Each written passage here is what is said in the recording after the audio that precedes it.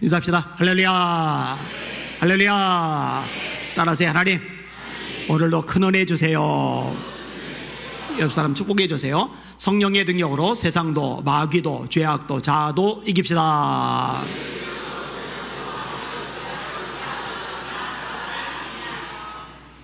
여러분, 교회는요 성경대로 되어야 될 줄 믿습니다.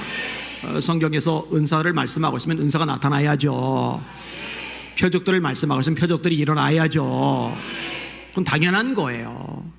특별한 게 아닙니다. 전 성도들에게 이런 역사가 있기를 예수님의 이름으로 축원합니다. 우리도 한 분이 상담을 요청을 하는데, 교회 나온 지 얼마 안 됐어요. 열심히 기도를 하려고 애를 쓰는데 자꾸 뭐가 보인대요. 환상이 보이는 거죠. 근데 이제 무슨 말인지 무슨 의미인지 모르겠다고 그래서 정리를 해서 카톡으로 내게 보내주면은 내가 해석을 해주겠다고 얘기를 했어요.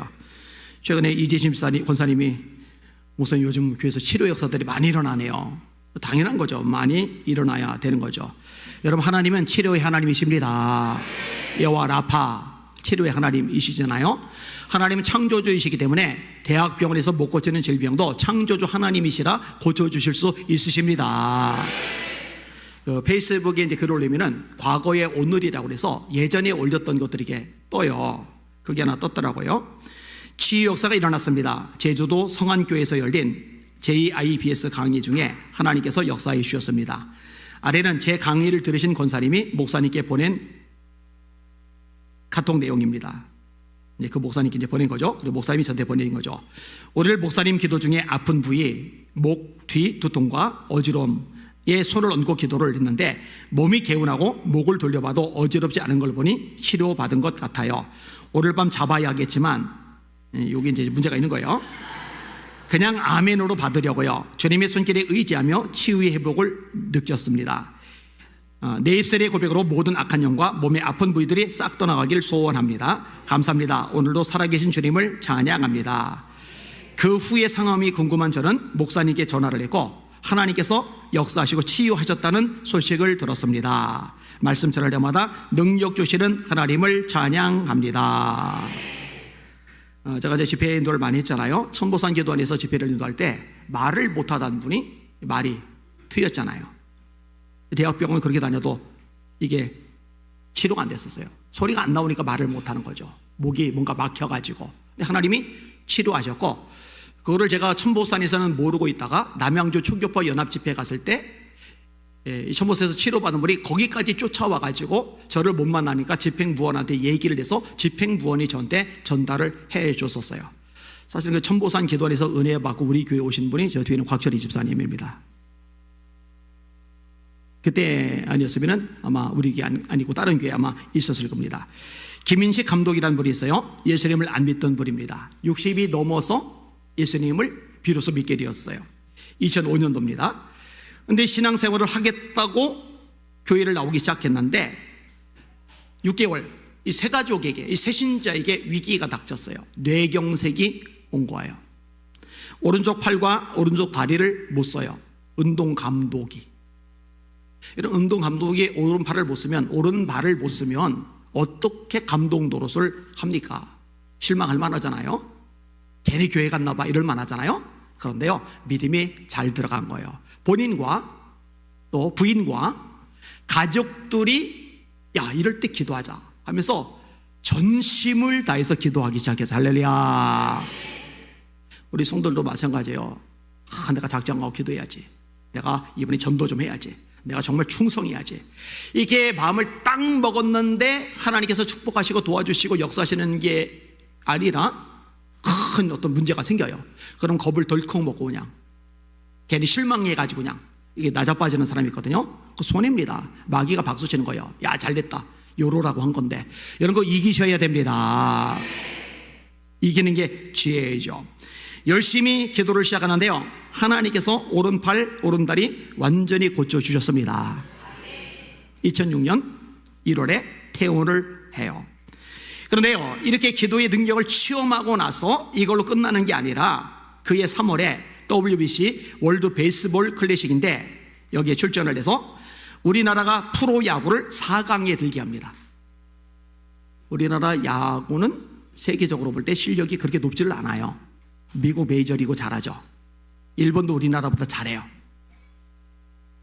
박찬호 선수 유명하지만 우리나라 프로팀 자체가 세계적인 레벨이 높은 건 아니에요. 그런데 이분이 4강에 진입을 시킨 거예요.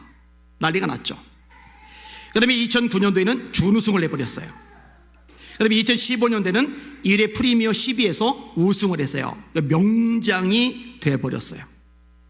이분이 예수 믿으면서요, 처음부터 제대로 믿는데요, 여러분, 운동 감독이니 술 마실 일이 얼마나 많겠어요. 술 싹 끊어버렸어요.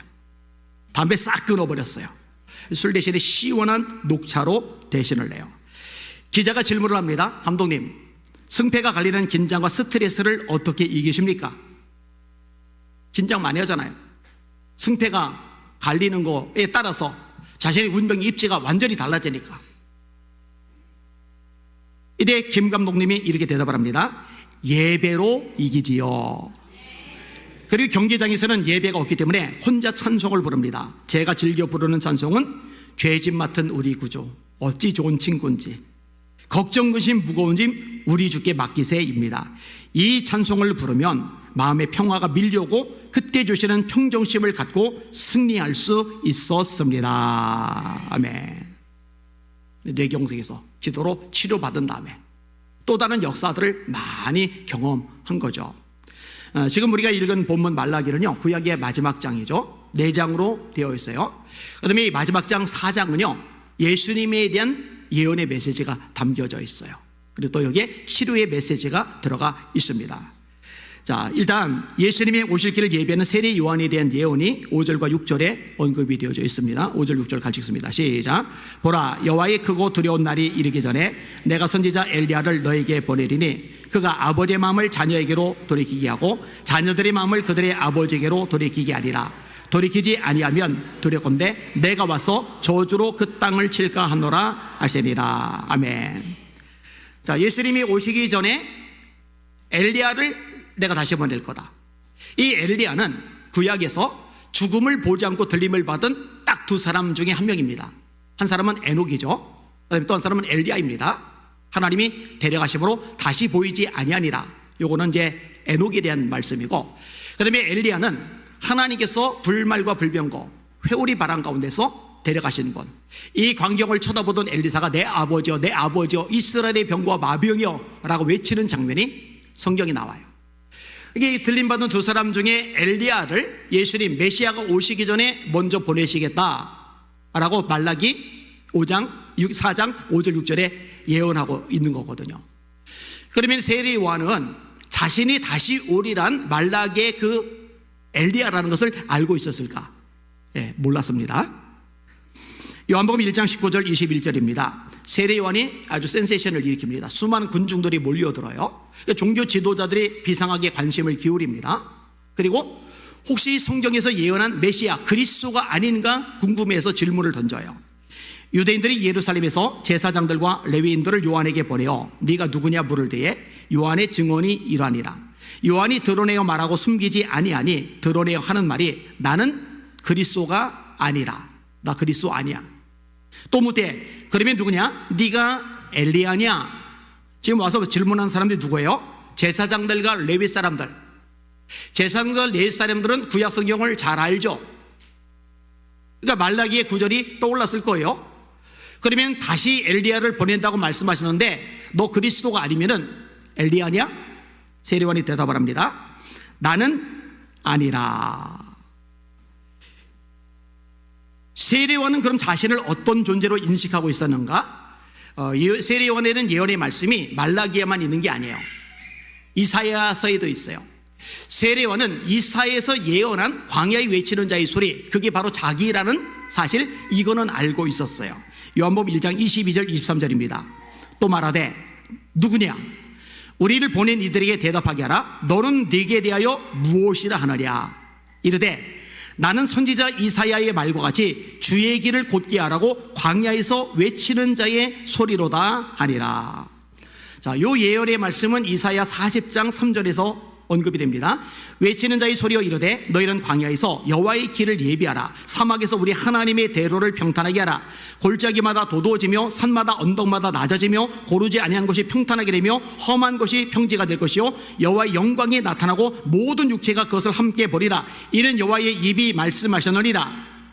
하나님의 영광이 나타난대요. 이 나타난 하나님의 영광을 모든 육체 사람들이 자기 눈으로 본대요. 이거는 구약 개념에서 불가능한 일입니다. 인간이 피조물이 창조주이신 하나님의 영광을 보면 100% 죽어요. 100% 죽어요. 그런데 모든 육체가 하나님의 영광을 보는데 안 죽어요. 요거 예수님 얘기예요. 예수님은 하나님의 영광이십니다. 인사합시다. 할렐루야. 할렐루야. 따라하세요. 하나님, 오늘도 큰 은혜 주세요. 옆 사람 축복해 주세요. 성령의 능력으로 세상도 마귀도 죄악도 자아도 이깁시다.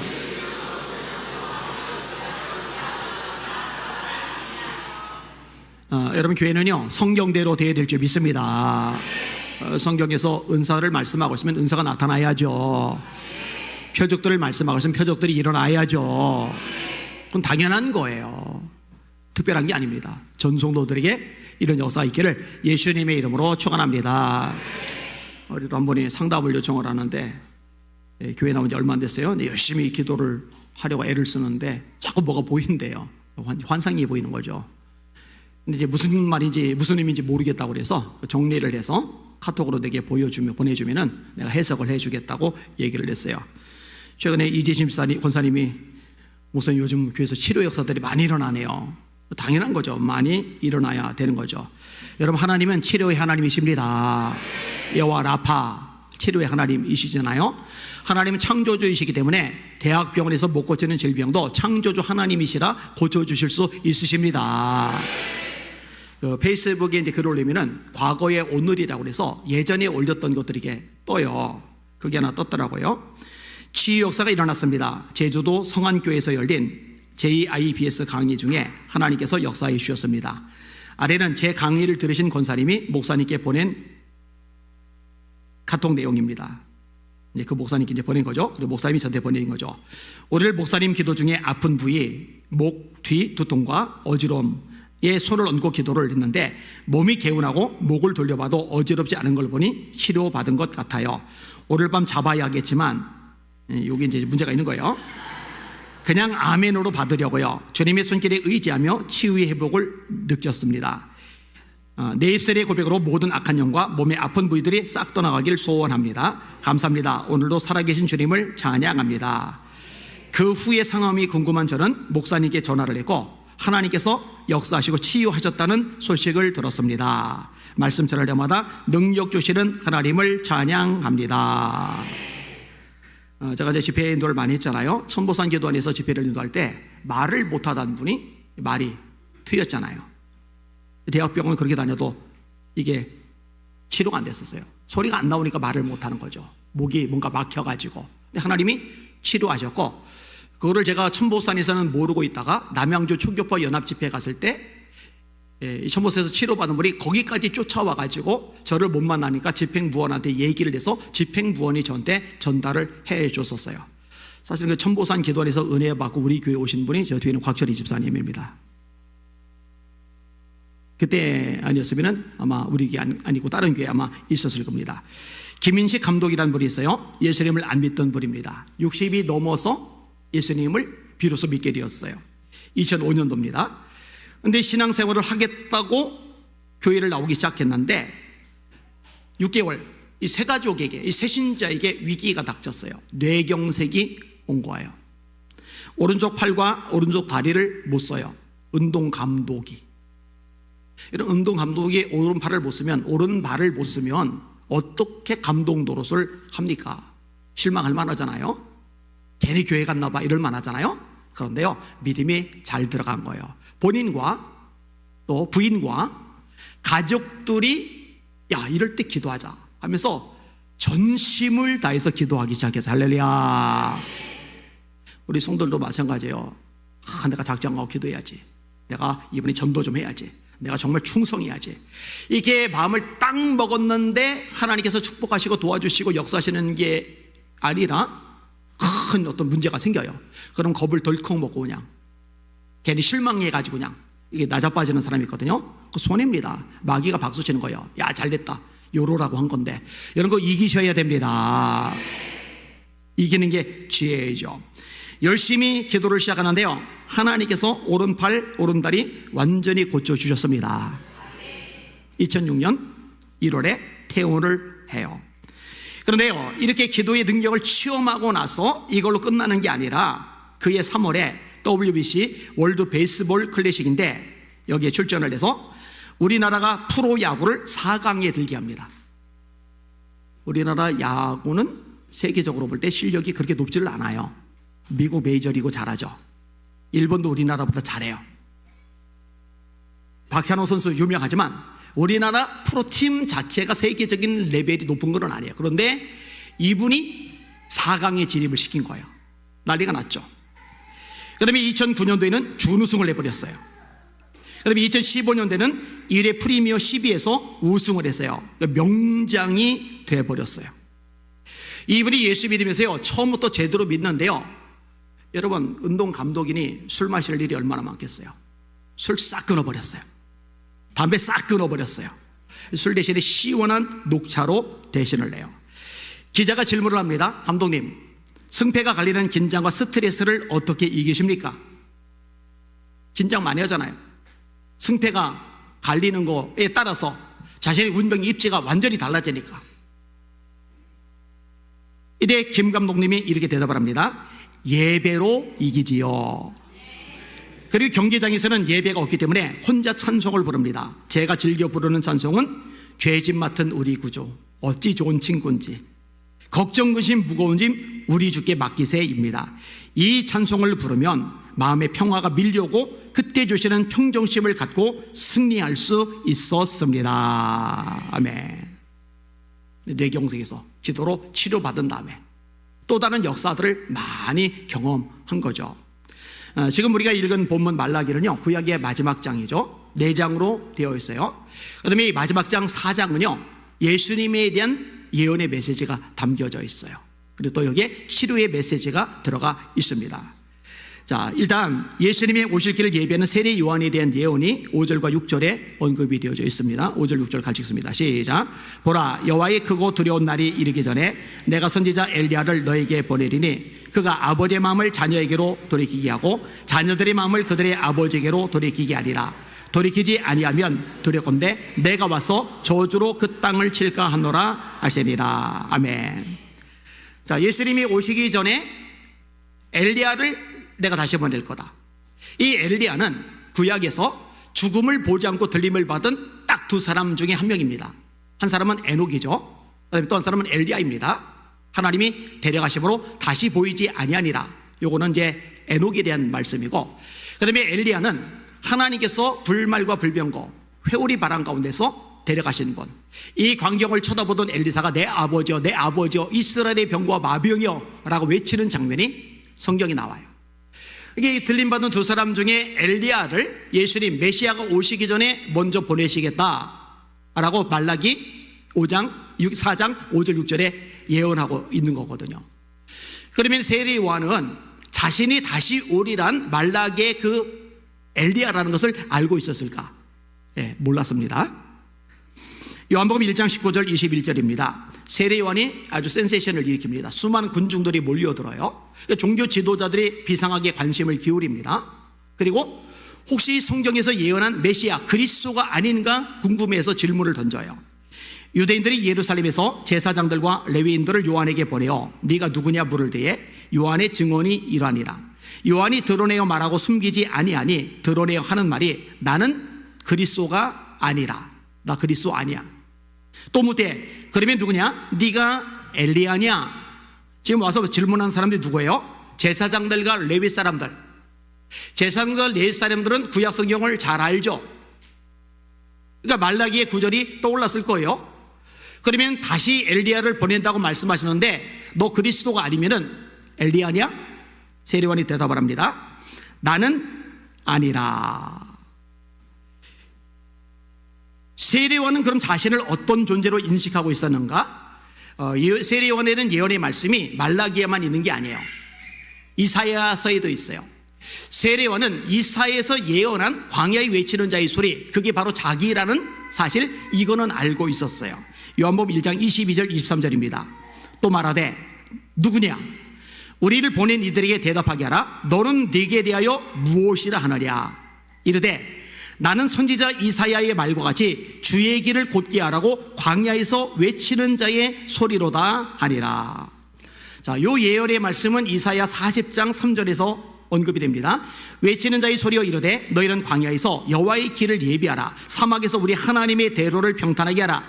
골짜기마다 도도해지며 산마다 언덕마다 낮아지며 고르지 아니한 곳이 평탄하게 되며 험한 곳이 평지가 될 것이요 여호와의 영광이 나타나고 모든 육체가 그것을 함께 보리라. 이는 여호와의 입이 말씀하셨느니라. 하나님의 영광이 나타난대요. 이 나타난 하나님의 영광을 모든 육체 사람들이 자기 눈으로 본대요. 이거는 구약 개념에서 불가능한 일입니다. 인간이 피조물이 창조주이신 하나님의 영광을 보면 100% 죽어요. 100% 죽어요. 그런데 모든 육체가 하나님의 영광을 보는데 안 죽어요. 요거 예수님 얘기예요. 예수님은 하나님의 영광이십니다. 예수님을 보고 안 죽잖아요, 그죠? 그 얘기가 이사야에 나오는 거예요. 여호와의 영광이 나타나고 모든 육체가 그것을 함께 보리라. 그런데 그 전에 외치는 자의 소리가 와서 길을 닦아요. 높은 곳은 낮아지게 하고 낮은 것은 높아지게 하고 평탄하게 길 닦는 작업을 해요. 누구의 길이냐? 예수님의 길을 닦는 역할. 그게 세례요한의 사명이거든요. 세례요한은요, 말라기도 본인에 대한 예언이고 이사야도 본인에 대한 예언인데, 말라기의 예언이 자기에 대한 것인 걸 모르고 이사야의 예언이 자기에 대한 것인 걸 알아요. 그러면은 말라기에서 말한 엘리야가 바로 자기라는 걸 세례요한은 모르는데, 그래서 자기는 아니라고 말하는데, 그러면은 다시 오리라는 엘리야가 세례요한 맞냐? 예, 맞아요. 어떻게 하느냐? 예수님이 그것을 명확하게 말씀해 주셨어요. 마태복음 11장 11절입니다. 내가 진실로 너희에게 말하노니 여자가 낳은 자 중에 세례 요한보다 큰 이가 일어남이 없도다. 그러나 천국에서는 그게 작은 자라도 그보다 크니라. 세례 요한의 때로부터 지금까지 천국은 침노를 당하나니 침노하는 자는 빼앗느니라. 모든 선지자와 율법이 예언한 것이 요한까지니 만일 너희가 즐겨 받을진대 다시 오리라 한 엘리야가 곧 이 사람이라. 다시 오리라 한 엘리야가 곧 이 사람이니라. 따라합시다. 다시 오리라 예언한 엘리야는 세례 요한이다. 예수님이 말씀하셨으면 틀릴 리가 없는 거죠. 그럼 세례 요한이 와서 하는 일이 뭐냐? 사람들의 마음을 돌이키는 겁니다. 여러분, 가장 대표적으로 아버지와 아들 얘기가 나와요. 아버지의 마음을 아들에게로 돌이키고 아들의 마음을 아버지에게로 돌이키고. 돌이키는 건 뭐라고 그래요? 회개. 세례 요한이 무엇을 전해요? 죄사함을 얻게 하는 회개의 세례를 전파하죠. 회개의 메시지를 전한 게 세례 요한입니다. 그 내용이 누가복음 3장 7절 이하에 나옵니다. 요한이 요단강 부근 각처에 와서 죄사함을 받게 하는 회개의 세례를 전파하니, 이렇게 말씀하고 있어요. 그래서요, 세례 요한의 설교는요, 회개를 시키려는 설교이기 때문에요, 굉장히 강해요. 요한이 세례 받으러 나오는 무리에게 이르되, 여러분 봐요. 여러분 지금 예배 드리러 나왔잖아요. 자가용 타고 버스 타고 전철 타고 여기까지 왔잖아요, 그죠? 그렇게 실내 공간 에어컨 튼 곳에서 예배를 드리고 있잖아요. 세례 요한은 자가용이 없어요. 전철 버스 없어요. 그리고 도시에 있는 게 아니에요. 광야에 있어요. 광야. 이 광야까지 말씀 듣겠다고, 세례 받겠다고 꾸역꾸역 이 광야까지 온 거예요. 얼마나 대단해요. 얼마나 기특해요. 얼마나 훌륭해요. 친구들하고 놀아도 되는데, 먹으러 다녀도 되는데, 자기들끼리 딴짓해도 되는데, 이 광야까지 모였으니 얼마나 대단해요. 세례원이 세례를 받으러 나오는 무리에게 이르되, 뭐라느냐? 독사의 자식들아, 누가 너희를 가르쳐 임박한 진노를 피하라더냐? 그러므로 회개에 합당한 열매를 맺고 속으로 아브라함의 자손이라고 생각하지 말라. 도끼가 이미 나무 뿌리에 놓였으니 좋은 열매를 맺지 않는 나무마다 찍혀 불에 던져지리라. 이게 바로 세례 요한의 메시지예요. 무리가 물어 이르되 그러면 우리가 무엇을 하리까? 대답하되 옷 두 벌 있는 자에게는 옷 없는 자에게 나눠줄 것이요 먹을 것이 있는 자도 그렇게 할 것이니라. 너희들은 옷이 남아 도는데 옷 없어서 얼어 죽는 사람 보면서 왜 내버려 두고 있어? 이건 죄잖아. 회개하지. 회개는 뭐예요? 아는 거죠. 잘못됐구나. 정, 느끼는 거죠. 가슴 아파하는 거예요. 그 다음에 의지가 뭐예요? 구체적으로 행동으로 나타나는 거죠. 후회와 회개는 달라요. 후회는 아우 이렇게 살면 안 되는데 그러면서 계속 그렇게 살아요. 회개는 아유 이렇게 살면 안 되는데 그리고 방향을 전환해요. 그래서 메타노이아, 회개의 뜻이 방향의 전환이에요. 옷 두 벌 있는 자 없는 자에게 나눠줘. 먹을 것이 넘쳐서 배불러 음식물 쓰레기 버리는 게 많어? 그러면은 저 굶는 사람이 있잖아. 니들만 먹으면 그 죄야. 나눠줘. 이게 세례요한의 설교라니까요. 세리들도 세례를 받으러 와서 이르되 선생이여 우리는 무엇을 하리까? 이르되 부가 된 것 외에는 거두지 말라. 니들 로마에다 세금 갖다 바칠 때 원래 액수가 요만큼인데 눈덩이처럼 불려서 이만큼 받아내잖아. 그리고 요만큼 로마에 갖다 바치고 요걸로 니들 배쳐서 너희들 부자 됐잖아. 그런 짓 하지 마. 부가 된 것, 정해진 것 외에는 받지 마. 아니, 그러면 우리는 돈 많이 벌어서 부자 될 수 있는 방법 자체가 없는데요? 그래도 안 돼. 이게 세례요한의 설교라니까요. 군인들도 물어 이르되 우리는 무엇을 하리까? 하매 이르되 사람에게서 강탈하지 말며 거짓으로 고발하지 말고 받는 급료를 족한 줄로 알라. 따라합시다. 회개에 합당한 열매를 맺고 속으로 아브라함의 자손이라고 생각하지 말라. 우리 성도들도 회개 합당한 열매 맺으시기를 주님의 이름으로 축원합니다. 예수 믿는데요, 하나님의 아버지래, 하나님의 자녀래, 하나님의 백성이래, 하나님의 사람이래. 근데 세상 사람하고 똑같아요. 똑같이 사기치고, 똑같이 거짓말하고, 똑같이 남 괴롭히고, 똑같이 남 소리 끼치고, 똑같이 이기적이고, 똑같이 자기밖에 모르고, 똑같이 음란하고, 똑같이 추악하고. 회개에 합당한 열매가 어디 있어요? 회개에 합당한 열매를 맺고 속으로 나 구원받았어, 나 예수장이야 이렇게 말하지 마. 회개에 대해서 강조를 하는 거예요. 여러분, 예수님의 첫 번째 메시지도 때가 찼고 하나님의 나라가 가까이 왔으니 회개하고 복음을 믿으라 이었어요. 자, 예수님이 오실 길을 닦는 역할, 세례 요한에 대한 예언. 그다음에 이제 예수님이 오시는 날을 묘사하는데 이게 우리가 기존에 알던 내용들하고 좀 충돌을 일으켜요. 예수님의 사랑이 많으신 분, 자비와 긍휼이 풍성하신 분, 은혜를 베푸시는 분, 맞아요. 틀리잖아요. 맞아요. 근데 오늘 본문에 보면은요, 그 측면 말고 또 다른 측면을 말씀하고 있어요. 자, 1절을 보세요. 1절 시작. 만군의 여호와가 이르노라. 보라, 용광로 불같은 날이 이르리니 교만한 자와 악을 행하는 자는 다 지푸라기 같을 것이라. 그 이르는 날에 그들을 살라 그 뿌리와 가지를 남기지 아니할 것이로되. 아멘. 자, 용광로 불같은 날, 이런 편이 나와요. 또 여호와의 크고 두려운 날, 이런 편이 나와요. 따라합시다. 여호와의 크고 두려운 날. 한 번 더. 용광로 불같은 날. 무슨 날이냐?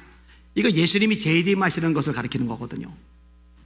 용광로 불이다, 이건 심판을 이야기하는 거거든요. 여러분 잘 들으세요. 구원 사건은 양면성을 지는데 구원과 심판이 동시에 나타납니다. 다시요. 구원 사건은 양면성을 지는데 구원과 심판이 동시에 나타납니다. 구약의 이스라엘 백성들이 430년간 애굽에서 종살이를 해요. 하나님이 모세를 보내셔서 백성을 건지려 하세요. 애굽에 10가지 재앙이 내리기 시작을 합니다. 초인류 강대국인 애굽이 그 황제인 바로가 어떻게 손쓸 도리가 없어요. 물이 변하여 피가 되잖아요. 개구리 떼가 올라오잖아요. 파리 떼가 들이닥치잖아요. 이 먼지들이 변해서 이가 되잖아요. 동물들에게 전염병이 돌아요. 사람들에게 악성 종양이 생겨요. 우박이 쏟아져요. 메뚜기 떼가 들이닥쳐요. 흑암이 천지사방을 덮어요. 그 다음에 마지막에 장자의 죽음이라는 무시무시한 심판이 내려요. 그러면 이스라엘 백성들도 같이 겪느냐? 아니요, 같이 안 겪어요. 흑암이 닥치는데 이스라엘 백성이 있는 고센 땅은 빛이 있는 거예요. 희한한 일이죠. 하나님의 심판의 천사가 장자들을 멸하는데 어린 양의 피가 묻어있는 이스라엘 백성들의 집에는 아무런 죽임이, 사망이 존재하지 않는 거예요. 그러니까 이스라엘 백성이 구원받는 그날, 구원이죠. 그런데 애굽 전역의 심판, 이 구원과 심판은 양면이다. 보세요. 예수님이 재림을 하세요. 재림하실 때 구원받은 사람 있죠. 천국에 들림받겠죠. 살아있으면 휴거되겠죠. 나머지 사람은 버림받겠죠. 이 땅에서 심판 다 받겠죠. 그리고 마침내 멸망, 지옥에 떨어지겠죠. 이 양면성을 지니고 있는 거예요. 어제 전도팀 끝나고 이종석 집사님이 백숙을 해주셔서 맛있게 먹고 있는데 한 청년이 있더라고요. 유튜브로 제 설교를 듣는 청년이래요. 목사님, 지금 시대가 이런데 스펙 쌓을 때가 아닌 것 같아요. 그래서 이제 만사 제쳐놓고 어쩌고저쩌고. 근데 제가 보니까 잘못됐거든요. 그래서 그랬어요. 야, 잘 들어. 데살로니가 전서, 데살로니가 후서는 특별히 종말론적인 내용들이 가득해. 너 거기에 어떤 내용이 있는지 알아? 일하기 싫어하거든 먹지도 말게 하라. 예수님이 이제 곧 오실 테니까 시대 상황이 이러니까 학교도 그만두고 직장도 그만두고 사업도 안 하고 신혼 있고 열심히 기도만 하고 노 따라합시다. 일하기 싫어하거든 먹지도 말라. 직장 열심히 다니세요. 학생들은 공부 열심히 하세요. 단 영적인 것도 준비를 해야 되겠죠. 잘 들어. 예수님이 말씀하셔서 두 사람이 밭에서 일을 하고 있는데 하나는 데려감을 당하고 하나는 버려둠을 당해. 한 명은 밭에서 일하는 거 때려치고 기도만 하다가 들림받고 밭에서 일하는 사람 남겨진 거 아니야. 둘 다 밭에서 일을 하고 있는데 하나는 데려감을 당하고 하나는 버려둠을 당해. 여자 두 명이 맷돌질을 하고 있는데 일하는 거죠. 남자는 밭에서 밭을 내고 여자는 집에서 맷돌 돌리면서 일을 해서 수입을 만들어내는 거죠. 열심히 맷돌질을 하고 있는데 하나는 데려감을 당하고 하나는 버려둠을 당해. 이거를 그 청년이 알아들었으면 다행인 거고 못 알아들으면 이제 소용이 없는 거겠죠. 어쨌든 버려둠을 나가는 사람 심판이죠. 데려감을 나가는 사람 구원이죠. 양면성을 지니는 거예요. 예수님이 오심. 여러분, 예수님이 아기예요. 아기 예수님을 예수님의 부모님이 데리고 성전에 올라갔어요. 성전에서 나이든 두 사람이 예수님을 알아보죠. 하나는 안나라는 할머니고 하나는 시몬이라는 할아버지입니다. 근데 시몬이라는 할아버지가 이렇게 예언을 해요. 시몬이 그들에게 축복하고 그의 어머니 마리아에게 말하 이르되 보라, 이는 이스라엘 중 많은 사람을 패하거나 흥하게 하며 비방을 받는 표적이 되기 위하여 세움을 받았다. 따라합시다. 패하거나 흥하게 하며. 예수님의 오심이 모든 사람을 다 흥하게 하느냐? 아니요. 믿는 사람, 회개하는 사람 흥해지는데 믿지 않는 사람, 회개하지 않는 사람 패망하는 겁니다. 할렐루야. 여러분, 고린도서 2장 16절인데 이 사람에게는 사망으로부터 사망에 이르는 냄새요, 저 사람에게는 생명으로부터 생명에 이르는 냄새다. 이거 그리스도의 향기라는 말이 앞절에 나와요. 예수님의 향기인데 어떤 사람이 사망에 이르게 하는 냄새가 되고 어떤 사람에게는 생명에 이르는 냄새가 돼요. 그러니까 여러분, 예수님이 자비와 긍휼과 사랑이 많으시다고 해서 모든에게 자비와 긍휼과 사랑이 무작위적으로 임하는 게 아니에요. 요한복음 3장 18절 19절입니다.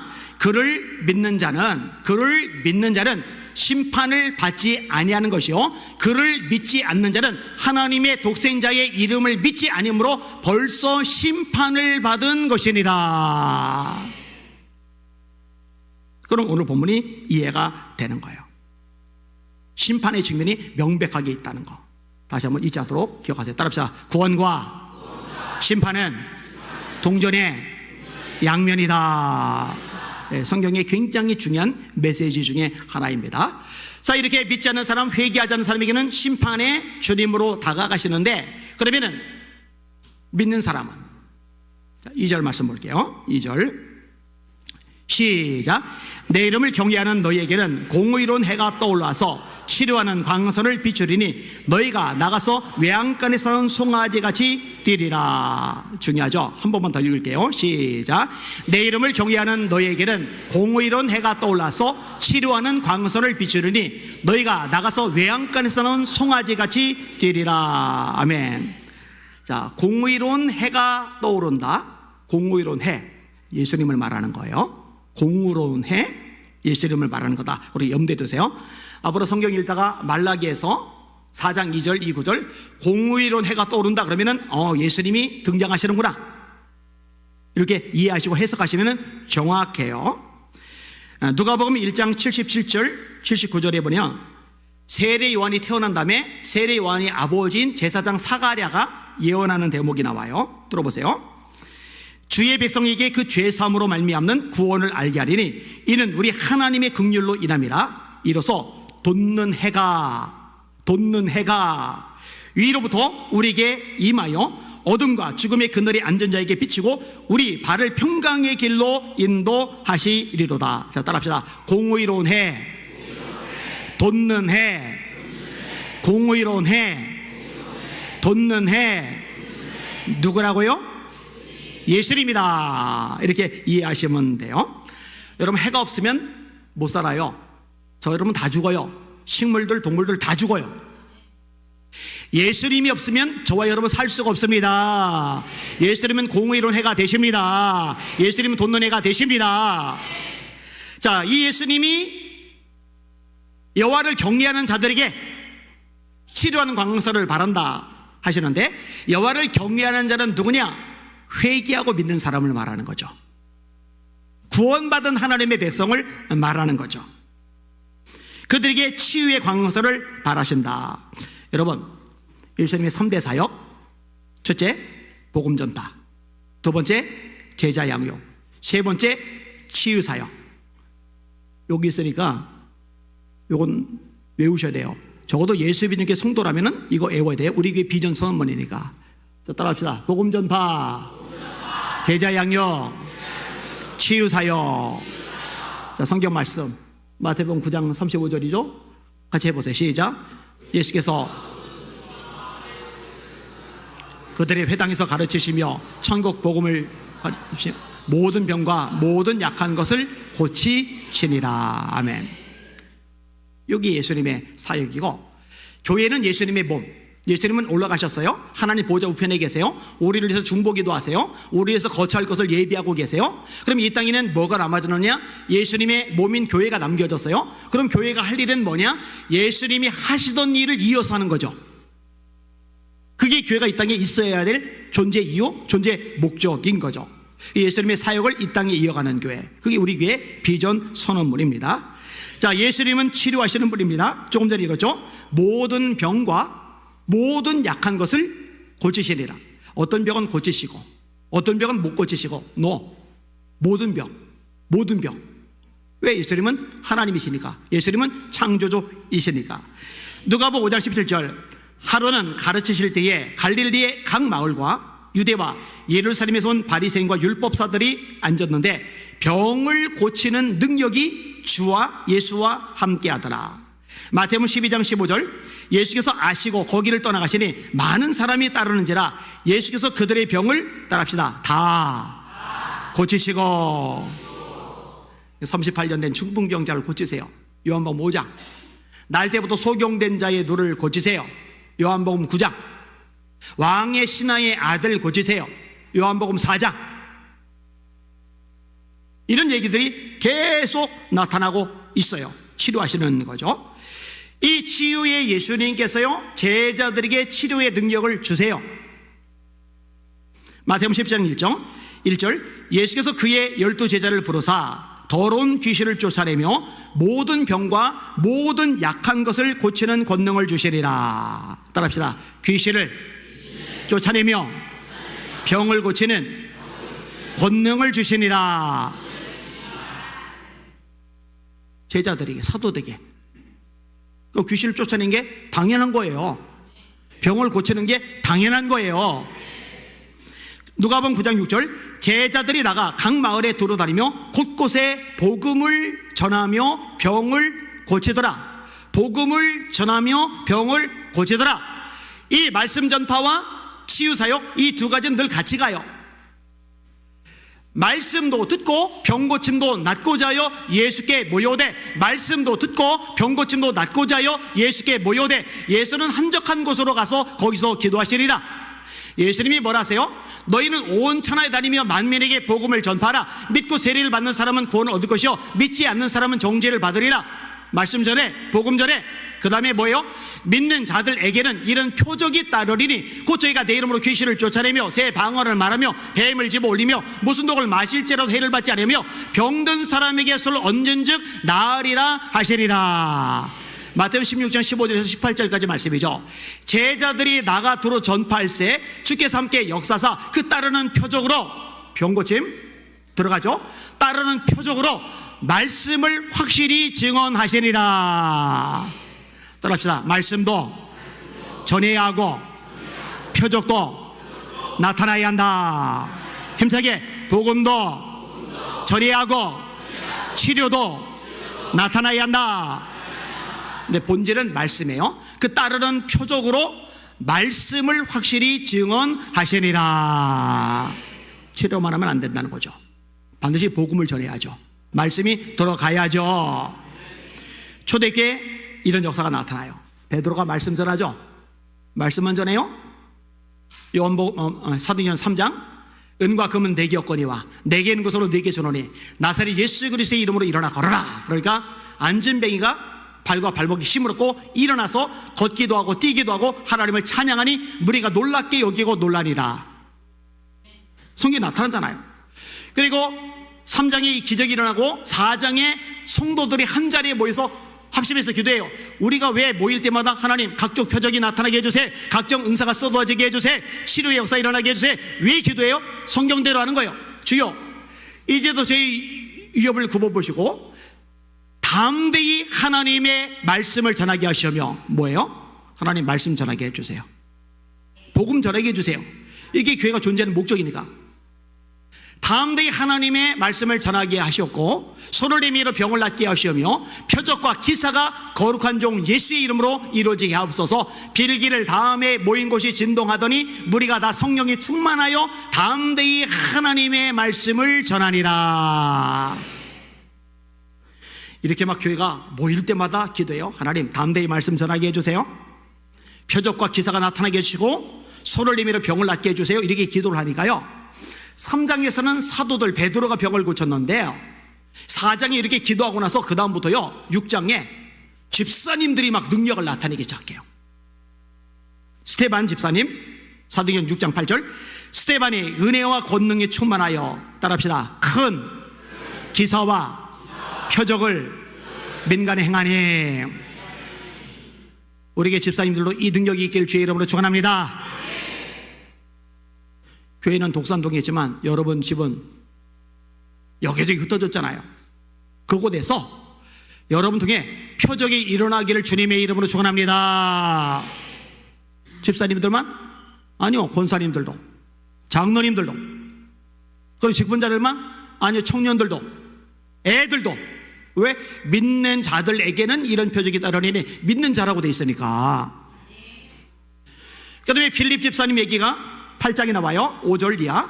빌립이 사마리아 성에 내려가 그리스도를 백성에게 전파하되, 그리스도를 전한다, 복음을 전한다, 말씀을 전한다. 말씀, 복음, 예수님은 같은 거다. 적어도 우리 성도들은 이거 헷갈리면 안 돼요. 말씀, 예수님, 복음은 같은 내용이다. 자, 복음을 전해요, 말씀을 전해요, 그리스도를 전해요. 빌립이 사마리아 성에 내려가 그리스도를 백성에게 전파하니 무리가 빌립의 말도 듣고, 따라합시다, 행하는 표적도 보고. 스데반 집사님만 표적이 나타나는 게 아니라 빌립 집사님에게도 표적이 막 나타나는 거예요. 이걸 전도받는 그 지역 사람들이 보는 거예요. 자기 눈으로. 이게 뭔 일이야? 말도 듣고 행하는 표적도 보고 한 마음으로 그가 하는 말을 따르더라. 많은 사람에게 붙었던 더러운 귀신들이 크게 소리를 지르며 나가고 또 많은 중풍병자와 못 걷는 사람이 나으니 그 성에 큰 기쁨이 있더라. 우리 예수비전교회 집사님들이 가면은 귀신들이 소리 지르고 나갈 수 있기를 축원합니다. 얻어맞고 오면 안 돼요. 스게와 제사장의 7 아들처럼 얻어 터져가지고 눈탱이가 밤탱이가 돼가지고 그냥 왜 그래요 했더니 귀신들 사람 나가라 했더니 나를 이렇게 패더라고. 그날로 권사직분 내려놔야지. 소리 지르고 도망가야 됩니다. 쫓겨나야 됩니다. 따라합시다. 기도 외에 다른 것으로는 이런 종류가 나올 수 없느니라. 아멘. 이영미 집사님의 간증이에요. 우리 교회 이영미 집사님 아니에요. 그 아이가 서연 양. 태어난 지 8개월 되던 해 2008년도에 감기 바이러스가 관절에 침투를 합니다. 급성 화농성 고관절염이라는 병에 걸려요. 굉장히 무서운 병인데요. 염증이 나서 곪으면 이 고름이 뼈를 녹여요. 관절의 뼈를 녹여요. 불치병입니다. 8개월짜리 애가 수술하니까, 말도 못하는 애가 수술하니까 엄마가 가슴이 미어지는 거예요. 이 가슴부터 발까지 전체를 다 기부스를 했어요. 문제는 뭐냐? 수술 부위에 문제가 생겨서 성장할 때까지 몇 차례 수술을 더 받아야 된다는 거죠. 고름을 짜내야 되는 왼쪽 다리는 기형으로 자랍니다. 게다가 여러분 다리에 성장판이 있잖아요. 그 성장판이 있기 때문에 다리가 자라는 거잖아요. 근데 왼쪽 다리에 고름만 짜는 게 아니라 성장판 자체가 없어요. 그럼 오른쪽 다리는 계속 자라고 왼쪽 다리는 8개월 된 아기 상태 그 다리 그대로 멈춰서 있는 거예요. 이게 엄마가 이거 못 견딜 일이죠. 이영미 집사님의 고백입니다. 성장을 마칠 때까지 서너 차례 대수술을 받아야 한다고 했습니다. 또 어른이 돼서는 왼쪽 대퇴부 고관절에 인공관절을 삽입하는 수술을 해야 한다고 했습니다.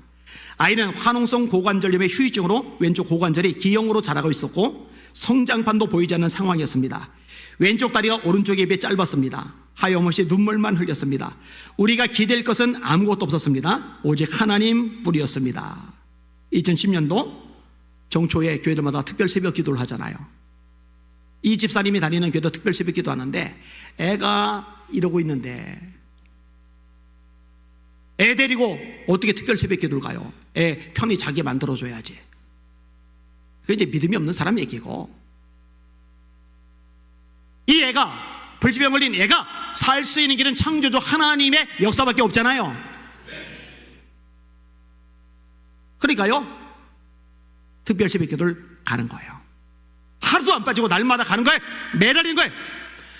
여러분 누가복음 18장에 간절히 기도하는 과부, 그 과부 얘기를 하시고 주님이 끝으로 하신 말씀이 뭐냐면은 그러나 인자가 세상에 올 때에 세상에서 믿음을 보겠느냐. 여러분요 아파서 못 오는 게 아니고요, 바빠서 못 오는 게 아니고요, 피곤해서 못 오는 게 아니고요, 사실은 믿음이 없어서 못 오는 거예요. 믿음이 없어서 기도를 안 하는 거예요. 이거 하나님만이 해결하셔. 이거 하나님만이 역사하셔. 이거 하나님 외에는 길이 없어. 이게 정말로 믿어지면 만사 제쳐놓고 달려와서 기도할 줄 믿습니다. 결국은 이 믿음의 문제거든요. 이 집사님이 와서 날마다 기도하는 거예요. 마지막 날 목사님이 안수 기도를 해줘요. 안수 기도를 받아요. 그리고 그해 6월에 엑스레이를 찍었는데 분명히 먼저 사전에 성장판이 없었잖아요. 성장판이 생겨났어요. 여러분 사람은 창조를 못해요. 인공관절, 내 몸이 아닌 걸 만들어서 끼워 넣는 거잖아요. 그런데 하나님은 우리를 애초에 만드신 분입니다. 성장판을 만들어서 집어넣어 주신 거예요. 할렐루야. 거기다가요 2년 후에 이제 시간 내서 수술하러 병원에 갔는데 입원했는데 의사가 상태 보니까 수술 안 해도 되겠는데요? 그래 그 정도 나와요. 7살이 됐어요. 다시 수술대에 들어갔는데 수술 안 해도 되겠는데요? 도로 나와요. 그 다음에 2010년 12월 정기 검신 검사를 했는데 이제 이때는 병원에서도 아예 손을 든 거예요. 수술 같은 거 할 필요가 없습니다. 정상입니다. 할렐루야. 이 집사님의 고백입니다. 의사는 기적이다, 하나님께 감사드려라 고 말하며 서연이의 결과를 우수 사례로 뽑아 학술회의 자료로 쓰겠다고 하였습니다. 저와 남편은 감격하며 하나님께 모든 감사와 영광을 올려드렸습니다. 힘든 일이 있어도 낙심하지 말고 기도하며 하나님께 나가면 하나님은 반드시 그 기도에 응답해 주십니다. 올해 10살이 된 서연이가 정상적으로 뛰어다니는 것을 볼 때 제 고백은 오직 감사, 절대 감사뿐입니다. 기도해 주신 모든 분들께 진심으로 감사드립니다. 따라합시다. 여호와를 경외하는 자들에게는 치유하는 광서를 바라리니 그들이 나가서 외양간에서 나온 송아지같이 뛰리라. 혹시 송아지 뛰는 거 본 적 있는 사람? 오두방정을 떨죠, 송아지가요. 그렇게 뛰면 관절 상하죠, 그죠?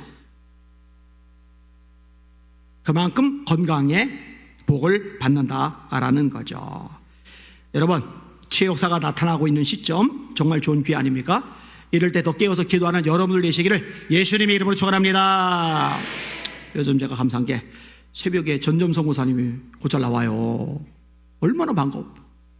여러분요, 얼굴 예쁘게 영양크림 바르고 화장한 것보다요 새벽 기도 나올 때 훨씬 예쁩니다. 게다가 박명실 장로님, 유재석 권사님이요 지금 3주째 새벽 예배를 한 번도 안 봐주고 나오셔요. 이번 이제 식사하자고 하셔서 식사하는데 새벽에 열심히 하는 분들 얘기를 몇 사람 얘기를 했어요. 김종민 집사님하고 최경수 권사님이 버스 몇 번씩 가다 다니면서 한 번도 안 봐주고 나오잖아요, 그죠? 이주구 집사님 얘기도 둘이 박장로님하고 얘기를 나눴는데 2m에서 떨어져서 그 아픈 몸 끌고도 새벽 예배 나왔잖아요, 그죠? 근데 박장로님이 그러시더라고요. 이제 시작했으니까 죽을 때까지 나올 거라고. 죽을 때까지. 만약에 박장로님이 새벽에 안 보이면 그때 이제 돌아가신 날인 거예요, 그죠? 만약 박장로님이 새벽 예배 안 보이시면 제가 이제 놀래서 새벽 예배 진행을 못하는 거예요. 소천하셨구나. 그러니까는 다음날 진짜 무슨 일이 있어서 못 나오실 때는 미리 문자를 보내야 제가 놀래지를 않게 될 거예요. 기도합시다. 기도합시다. 목숨 걸고 기도합시다. 하나님, 이 교회 안에 치료의 광선을 강력하게 발하여 주시옵소서.